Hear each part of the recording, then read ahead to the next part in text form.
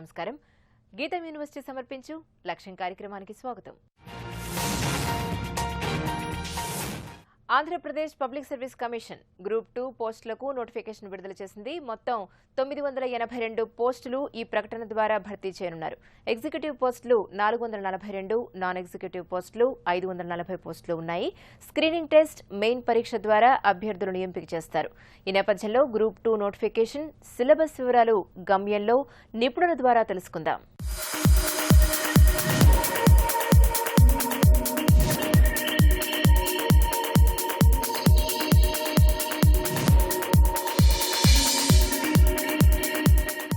నిరుద్యోగులకు ఒక శుభవార్త. ఏపీపీఎస్సీ గ్రూప్ 2 నోటిఫికేషన్ మనకి అధికారికంగా వెలువడైంది. ఇందులో మొత్తం మనకి 982 వేకెన్సీస్ నోటిఫై చేశారు. వీటిలో 540 నాన్ ఎగ్జిక్యూటివ్, 442 ఎగ్జిక్యూటివ్ వేకెన్సీస్, అంటే మొత్తం మనకి 982 వేకెన్సీ 982 వేకెన్సీస్ మనకి నోటిఫై అయినాయి. ఈ ఎగ్జిక్యూటివ్ వేకెన్సీస్లో మనకి డిప్యూటీ తహసీల్దార్స్ 238 ఉన్నాయి. అంటే ఉమ్మడి రాష్ట్రం ఉన్నప్పుడు కూడా ఇంత భారీ స్థాయిలో డిప్యూటీ తహసీల్దార్స్ నోటిఫికేషన్ రెవెన్యూ డిపార్ట్మెంట్లో ఇప్పుడు ఇవ్వలేదు. సో ఇది చాలా ఎక్కువ ఎంఆర్ఓస్, ఎక్కువ తహసీల్దార్స్ వచ్చేటువంటి అవకాశం ఉంది. అట్లాగే వీటితో పాటు మనకు ఈ sub registrars, municipal grade 3 commissioners, labour officers, assistant commercial tax officer ACTOs, ఇట్లా అనేక విభాగాల్లో మనకి దాదాపుగా 400 పైచులకు వేకెన్సీస్ ఉన్నాయి. ఇక నాన్ ఎగ్జిక్యూటివ్ వేకెన్సీలో 540 నాన్ ఎగ్జిక్యూటివ్ వేకెన్సీస్ ఉన్నాయి. వీటిల్లో ఒక 350 వేకెన్సీస్ ప్రత్యేకంగా కంప్యూటర్ పరిజ్ఞానం కలిగి ఉండి వాళ్ళకి రిజర్వేషన్ చేయబడి ఉంది. మనకి ఇక్కడ కంప్యూటర్ పరిజ్ఞానం అంటే మీరు గ్రాడ్యుయేషన్ స్థాయిలో, ఏదో స్థాయిలో BSc computers or BA computers or BCom computers, ఏదో ఒక కంప్యూటర్ ఒక ప్రధాన సబ్జెక్ట్గా ఉన్నటువంటి గ్రాడ్యుయేట్ విద్యార్థులు కావాలి. అట్లాగే కంప్యూటర్లో డిప్లొమా కోర్సెస్ ఉన్నాయి మనకి.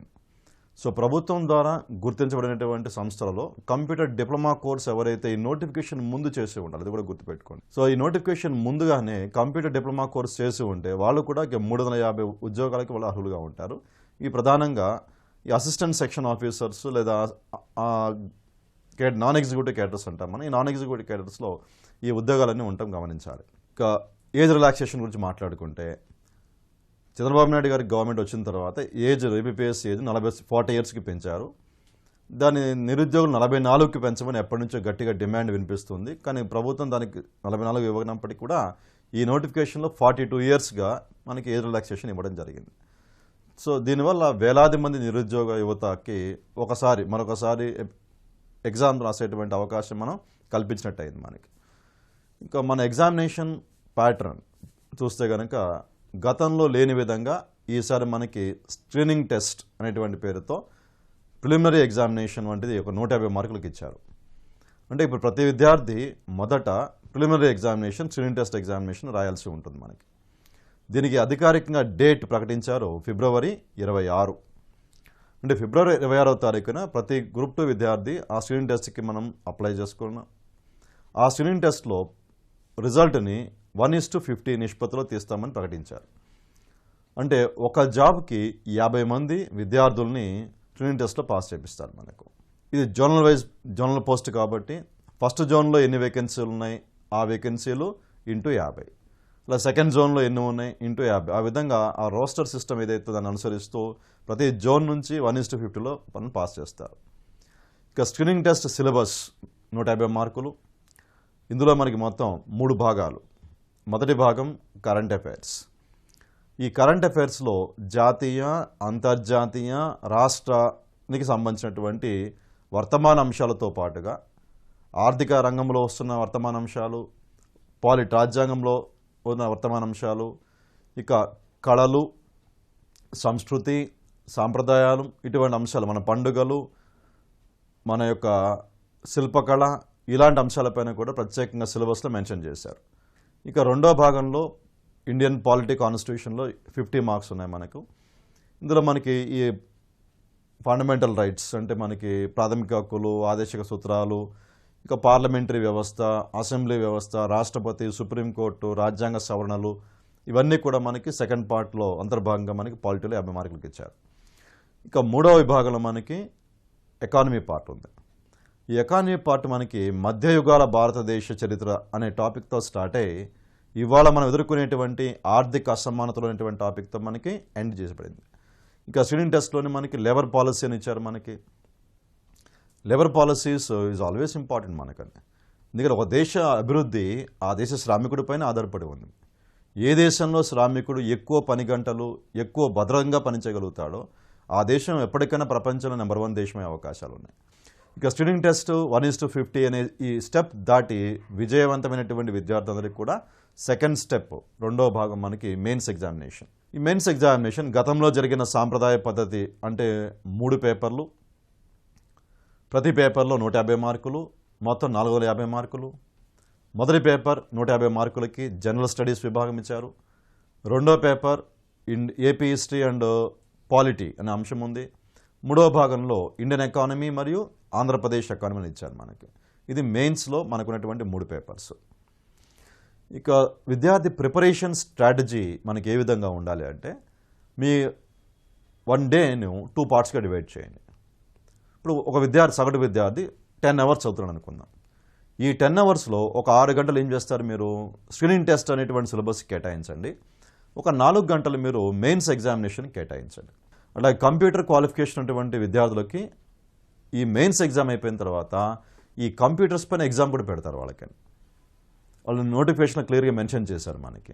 ఒక ఫైల్ ఎట్లా అప్లోడ్ చేయాలి, గూగుల్ సెర్చ్ ఏ విధంగా చేయాలి, ఒక పవర్ పాయింట్ ప్రజెంటేషన్ ఏ విధంగా తయారు చేయాలి, ఎంఎస్ ఆఫీస్ ఎలా అప్లై చేసుకోవాలి, ఇటువంటి కొన్ని బేసిక్స్ ఫండమెంటల్స్ ఆఫ్ ఏవైతే మనకు ఉన్నాయో వాటి పట్ల సిలబస్ కూడా నోటిఫికేషన్లో ఉంది. వాటి మీద కూడా కనీస క్వాలిఫైయింగ్ ఎగ్జామినేషన్ మార్క్తో ఎగ్జామినేషన్ పెడుతుంటారు మనకి. సో ఇది మనకున్నటువంటి ఒక పూర్తి స్థాయి స్ట్రక్చర్. సో ప్రతి నిరుద్యోగి ఈ అవకాశాన్ని ఉపయోగించుకుని ఈ రోజు నుంచే, ఈ క్షణం నుంచే మీ ప్రయాణాన్ని ప్రారంభించగలిగితే మీ అనుకున్న లక్ష్యాన్ని చాలా సులభంగా చేరుకోవడానికి చాలా ఎక్కువ అవకాశాలు ఉన్నాయి మనకు. నేడు ప్రపంచవ్యాప్తంగా ఐటీ రంగంలో వస్తున్న అభివృద్ధికి అనుగుణంగా సాఫ్ట్వేర్ రంగంలో ఎన్నో కొత్త కోర్సులు వస్తున్నాయి. ఈ క్రమంలో బిగ్ డేటా ఉద్యోగ అవకాశాలు భారీ సంఖ్యలో కల్పిస్తున్న కోర్సు. మనం కంప్యూటర్ ముందు కూర్చుని ప్రపంచంలోని ఎక్కడి నుంచైనా కావలసిన డేటాను పొందటం అన్నది ఈ బిగ్ డేటా మూలంగా జరుగుతుంది. విస్తారమైన డేటాని స్టోర్ చేయటం, డేటాను మెయింటైన్ చేయటం లాంటి ఎన్నో మెలకువలు ఇందులో ఉంటాయి. ఈ బిగ్ డేటా కోర్సు చేసిన వారికి ఉద్యోగ అవకాశాలు మెండుగా ఉంటాయి అంటున్నారు నిపుణులు. ఆ వివరాలేమిటో నిపుణుల ద్వారా తెలుసుకుందాం.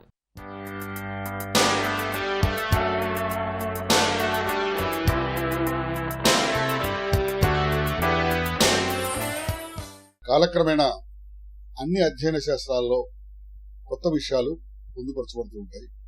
ఆయా శాస్త్రాలు విస్తరించబడుతూ ఉంటాయి.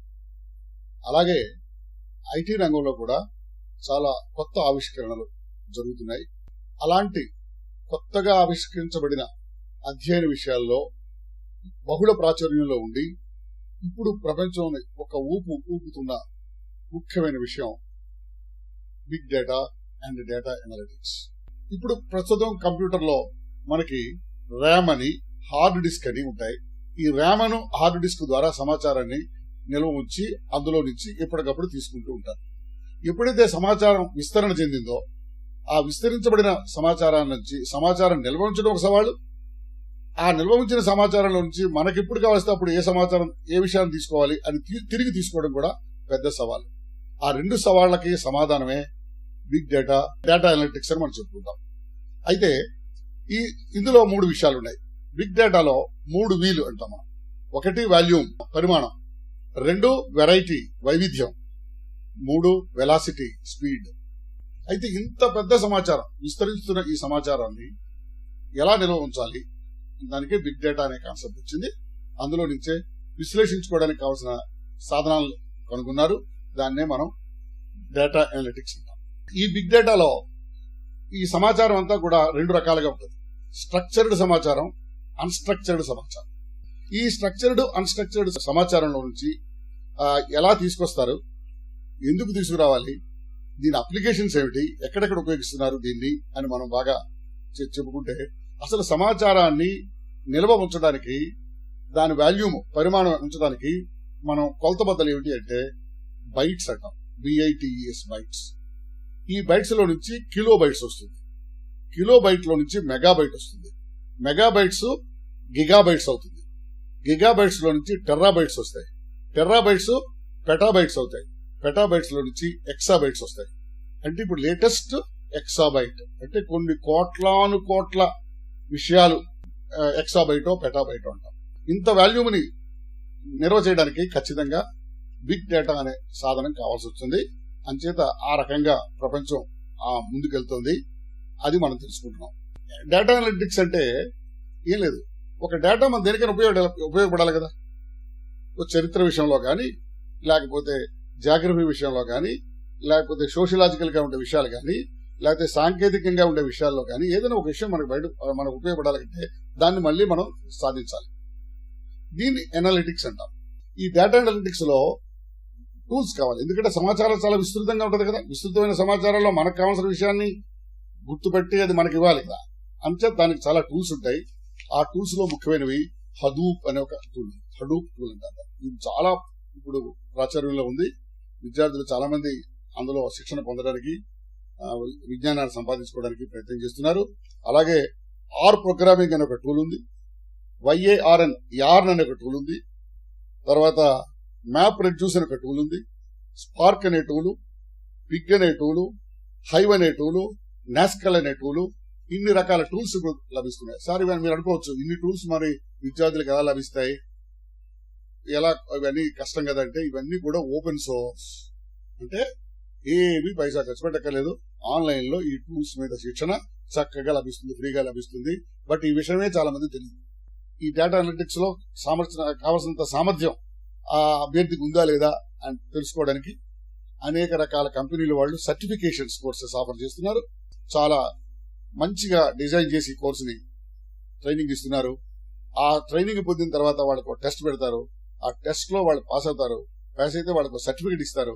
ఆ certificate of the data analytics is a rich value edition to the CV of the candidate. IT రంగంలో ఆవిర్భవించిన ఈ big data and data analytics అనే కొత్త సాధనాన్ని బాగా విద్యార్థులు చదువుకొని దానిలో ఉండే నైపుణ్యాలు, ప్రావీణ్యతలు, సమర్థతలు అందిపుచ్చుకొని వెళ్తే యావత్ ప్రపంచంలో కూడా వీళ్ళకి లక్షల కొద్ది ఉద్యోగాలు ఉన్నాయి. ఎక్కువ వేతనంతో ఉద్యోగాలు ఉన్నాయి. అవి సంపాదించుకోవడానికి హృదయపూర్వకమైన ప్రయత్నం చేసి ప్రపంచవ్యాప్తంగా మన భారతీయ విద్యార్థులు ఆయా ఉద్యోగాలు సంపాదించుకొని వాళ్ళ జీవితాల్లో పైకి ఎదుగుతారని నేను భావిస్తున్నాను. పిల్లల పెంపకంలో తల్లిదండ్రులకు అత్యంత శ్రద్ధ, ఓపిక కావాలంటున్నారు మనస్తత్వ నిపుణులు. పిల్లలను కేవలం డిగ్రీలు, డాలర్లు సంపాదించేవారిలా కాక మంచి వ్యక్తిత్వం, దేశభక్తి, మానవ సంబంధాల పట్ల సమగ్ర అవగాహనను పెంచాలని నిపుణులు సూచిస్తున్నారు. అలా పెరిగిన పిల్లలే జీవితంలో ఉన్నత శిఖరాలను అందుకుంటారట. అందుకు పిల్లలకు మహనీయుల గాథలను తల్లిదండ్రులు బోధించాలని సూచిస్తున్నారు. ఆ వివరాలేమిటో గెలుపు మంత్రాలు చూద్దాం.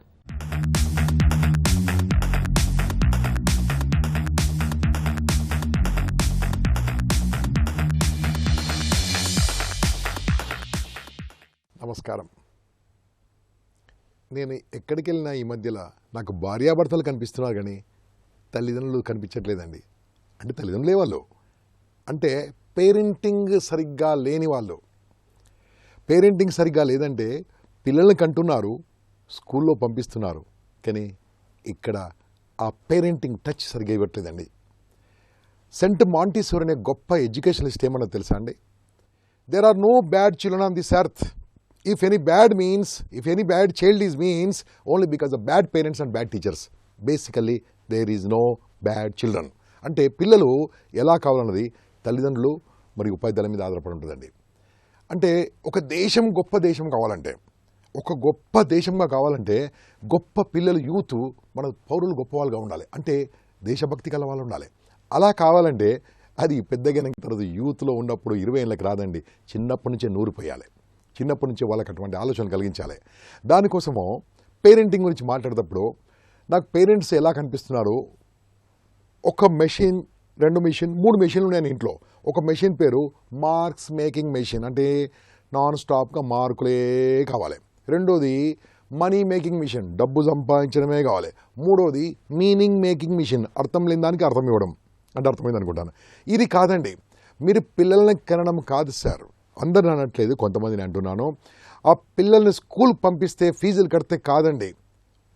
స్కూల్లో నేర్చుకునేది చదువు, కానీ చదువుతో పాటు సంస్కారం ఉంటేనే గొప్ప వాళ్ళు అవుతారండి. ఆ సంస్కారం నేర్పించే బాధ్యత తల్లిదండ్రులది. మీరు పిల్లల్ని చిన్నప్పుడు 4-5 ఏళ్ల వరకు వాళ్ళతో టైం స్పెండ్ చేశారు, కానీ 6 ఏళ్ల నుంచి టైం స్పెండ్ చేస్తున్నారో వాళ్ళతోని. ఎప్పుడైతే 5-6 నుంచి 13 వరకు టైం ఏదైతే పేరెంట్స్ కనుక స్పెండ్ చేస్తారో అటువంటి పిల్లలే గొప్ప పిల్లలు అవుతారండి. ఈ పేరెంటింగ్లో రెండో పవర్ఫుల్ టెక్నిక్ ఇది. ఏ పిల్లలకు కూడా, చిల్డ్రన్స్ కూడా ఏది ఉచితంగా రాదని వాళ్ళకి తెలియజెప్పాలండి. వాళ్ళ పిల్లలకు అమ్మ నాన్నంటే ఏటీఎంస్ అయిపోయారు, అడిగింది ఇప్పించడమే. దానికి కారణం కూడా ఒకప్పుడు నేను నలుగురు అన్నదమ్ములతో పుట్టానండి, ఇప్పుడు మ్యాక్సిమం 1 or 2 అంటే దాంతో డిమాండ్ వర్సెస్ సప్లై ఏర్పడిపోయింది. దీంతో వాళ్ళు నోట్లోంచి అడిగింది ఇస్తూ ఉన్నారు. నేను మీకు చెప్పదలుచుకుంది ఏం తెలుసా అండి, ఇటువంటి ఏజ్లో పిల్లలు 6 నుంచి 13 వరకు పిల్లలు ఏదడిగినా ఇమ్మీడియట్గా ఇవ్వకండి, దానికి ఒక కండిషన్ పెట్టండి. బిజినెస్ అనుకోకండి, ఇది ఏదైనా కండిషన్ పెట్టండి. నాన్న లాస్ట్ టైం తాతయ్య గారు వచ్చినప్పుడు తాతయ్యని కౌగులించుకోలేను, తాతయ్య కాళ్ళకి నమస్కారం పెట్టలే, కాబట్టి ఈరోజు టీ-షర్ట్ కట్ నేను ఇవ్వనని చెప్పండి. ఇలాగ నేర్పించడం ఒకటి. అంటే వాళ్ళకు స్లోగా మనం ఆ సంస్కారం నేర్పించడం వల్ల అన్ని విషయాలు తెలుసుకుంటాం. టైం ఉన్నప్పుడు మన యొక్క చక్కని ఇతిహాసాలు, చక్కని బుక్స్ అండి, మనకు సంబంధించిన పురాణాలు 4 మాటలు చెప్పండి, స్టోరీ చెప్పండి, మన దేశభక్తుల గురించి చెప్పండి, భగత్ సింగ్ గురించి చెప్పండి. భగత్ సింగ్ గురించి నాకు తెలిసింది మీకు చెప్తాను, వినండి. అందరి గురించి తెలుసు. 23 మార్చ్ 1931 నాడు భగత్ సింగ్ గారిని ఉరి తీశారండి ఎర్లీ మార్నింగ్ 4 గంటలకు. కానీ 22 మార్చి జైలర్ గారు వచ్చి భగత్ సింగ్ని అడిగాడు, సార్ రేపు మార్నింగ్ మిమ్మల్ని ఉరి తీస్తున్నారు, మీరు దయచేసి రెడీ ఉండండి అన్నాడు. మీ లాస్ట్ కోరిక ఏందో అడిగాడు. అప్పుడు అడిగి భగత్ సింగ్ గారు చెప్పారు, నా లాస్ట్ కోరిక ఒకటే, డోంట్ హ్యాంగ్ మీ, నన్ను ఉరి తీయొద్దని చెప్పాడు. అదేంటి సార్ అంటే, ఉరి తీసి చంపొద్దు, తుపాకీతో చంపమని చెప్పాడు భగత్ సింగ్ గారు. సార్ నా చేతులు లేదని పైన అధికారులను అడిగాడు. పైన అధికారులు రిజెక్ట్ చేశారు. తిరిగి భగత్ సింగ్ దగ్గరికి వచ్చి, సార్ నాకు నేనేం చేయలేకపోయాను సార్, ఎందుకంటే వాళ్ళు ఒప్పుకోలేదు, కానీ నాకు ఒక విషయం చెప్పండి సార్, ఉరి ఎందుకు తీయొద్దు అన్నారు, తుపాకీతో ఎందుకు కాల్చమన్నారు అన్నాడు. అప్పుడు భగత్ సింగ్ చెప్తాడు, ఒరే నన్ను మీరు ఉరి తీస్తే వేలాడదీసి చంపుతారా, కాళ్ళకు బరువు కడతారు, చేతులు వెనక కడతారు, కళ్ళకు ఒక గుడ్డ కడతారు, ఇలా చావడం నాకు ఇష్టం లేదు. నన్ను ఎలా చంపాలి తెలుసా, మీరు తుపాకీతో కాలుస్తూ ఉండండి, మీ యొక్క ధర్మము నెరవేర్చారు కాబట్టి, మీ యొక్క డ్యూటీ మీరు చేశారు కాబట్టి మిమ్మల్ని క్షమిస్తాను. నా 2 చేతులు ఖాళీగా ఉంటాయి కాబట్టి ఒక చేయి సుఖ్దేవ్ని పట్టుకుంటాను, ఒక చేయి రాజ్గురుని పట్టుకుంటాను. అప్పుడు ఈ 2 చేతులు నా మిత్రులు నేను కలిసి నా గొంతు ఓపరుండు కాబట్టి ముగ్గురం కలిసి ఒకటే ఉంటాం, ఒకటే ఒక మాట అంటాము, భారత్ మాతాకి జై అంటాం. అప్పుడు మీరు తుపాకీతో కాలుస్తూ ఉంటే మా రక్తం వెళ్ళి నా భూమిలో, మా భరతమాత భూమిలో కలుస్తూ ఉంటుంది. లక్షలాది మంది భగత్ సింగ్లు పుడతారు. నేను గాల్లో చచ్చిపోవడం ఇష్టం లేదురా, నా అమ్మ ఒడిలో పడుకోవడం, చనిపోవడం ఇష్టం. ఇటువంటి స్టోరీ చెప్పండి మీ పిల్లలకు. ఈరోజు ఈ స్వేచ్ఛావాగులు పిలుస్తున్నామంటే ఒకప్పుడు మన దేశభక్తులు, మన దేశం గురించి ఒక్క క్షణం కూడా ఆలోచించకుండా చంద్రశేఖర్ ప్రసాద్ గురించి చెప్పండి, ఇటువంటి వాళ్ళ గురించి చెప్పండి, సుభాష్ చంద్రబోస్ గురించి చెప్పండి, ప్రతి ఒక్కరి గురించి మీ పిల్లలకి చిన్నప్పుడు చెప్పండి. స్వతంత్రం అంతంత ఫ్రీగా వచ్చిందని కాదు, ఇవన్నీ నేర్పించాల్సింది అమ్మా నాన్ననే. అప్పుడు మీ పిల్లలు నిజమైన దేశభక్తులు, నిజమైన భావి భారత పౌరులుగా పెరుగుతారు. కాబట్టి మనం పిల్లల్ని కనమే కాదు, పిల్లల్ని పెంచాలి. దేశభక్తి అంటే మనం పిల్లల్ని దేశభక్తులుగా, గొప్ప గొప్ప మనుషులుగా పెంచగలగాలి. అప్పుడేమో తెలుసా అండి, నా భారతదేశం 100%గా వేరే దేశాల కంటే గొప్ప దేశం కాబోతుంది. మీరు నచ్చినా నచ్చకున్నా మన యూత్ చాలా పవర్ఫుల్. మీకు ఇష్టమున్నా లేకున్నా మన యూత్ చాలా చాలా పవర్ఫుల్. మన యూత్ ఈ మధ్య లింక్డ్ఇన్ సంస్థ ఒక పరిశోధనలు తెలియజేశారు, Indian youth are very very courageous youth in the whole world. ప్రపంచంలోని యూత్ కంటే పవర్ఫుల్ అని వాళ్ళే చెప్పారు. అంటే మీరు పనిచేసి వాళ్ళని చేస్తే మీరు ఏం చేస్తారు తెలుసా, by 2025, 2030 my India will become number 1. అప్పుడు అమెరికా వాడు ఇండియాకు $20 ఇస్తే వాని చేతిలో ₹1 బిల్ వేసే డే వస్తుందేమో. అటువంటి చూడాలని కోరుకుంటున్నాను. Because whatever they need they are searching in India. So you will become number 1. Make your children great. మీ సంపద ఏంటో తెలుసా, మీ పిల్లలకి ఇచ్చే ఆస్తి ఏంటో తెలుసా? ఆస్తి అంటే డబ్బులు కాదండి, ఆస్తి అంటే విద్య, ఆస్తి అంటే సంస్కారం. ఈ వారం ఉద్యోగాలు, ప్రవేశాల్లో మరికొన్ని అవకాశాల వివరాలను పొందుపరిచాం. పూర్తి వివరాల కోసం ఆయా సంస్థల వెబ్సైట్లను కూడా అందిస్తున్నాం. మరి జాగ్రత్తగా గమనించి లబ్ధి పొందుతారని ఆశిస్తాం. Institute of banking personnel selection specialist officer పోస్టులు 4122. అర్హత సంబంధిత డిగ్రీ, పీజీ. చివరి తేదీ డిసెంబర్ 2. భారతీయ రిజర్వ్ బ్యాంక్ అసిస్టెంట్ పోస్టులు 610. అర్హత డిగ్రీ, కంప్యూటర్ పరిజ్ఞానం. చివరి తేదీ నవంబర్ 28. National aluminium company limited mechanical, electrical, civil, chemical విభాగాల్లో గ్రాడ్యుయేట్ ఇంజనీర్ పోస్టులు 56. అర్హత బీఈ, బీటెక్, గేట్ 2016 స్కోరు. చివరి తేదీ December 3. Engineering projects limited assistant manager పోస్టులు 1270. అర్హత సిఏ, ఐసీడబ్ల్యూఏఐ, ఎంబీఏ అనుభవం ఉండాలి. బిట్స్ పిలానీ ఎంటెక్ ప్రోగ్రాముల్లో ప్రవేశాలు. అర్హత సంబంధిత బీఈ, ఎంఎస్సీ, బీ ఫార్మా. చివరి తేదీ December 5. Centre for cellular and molecular PhD ప్రోగ్రాంలో ప్రవేశాలు. అర్హత సైన్స్ పీజీ. చివరి తేదీ డిసెంబర్ 16. ఈ వారం గీతం యూనివర్సిటీ సమర్పించు లక్ష్యం కార్యక్రమం మీకెంతగానో ఉపకరిస్తుందని ఆశిస్తాం. మీ అభిప్రాయాలు, సూచనలు మైమెయిల్కి పంపించండి. మైమెయిల్ @etv.co.in. వచ్చే వారం మరికొన్ని అంశాలతో మళ్లీ మీ ముందుకు వస్తుంది మీ గీతం యూనివర్సిటీ సమర్పించు లక్ష్యం. అంతవరకు సెలవు. నమస్కారం.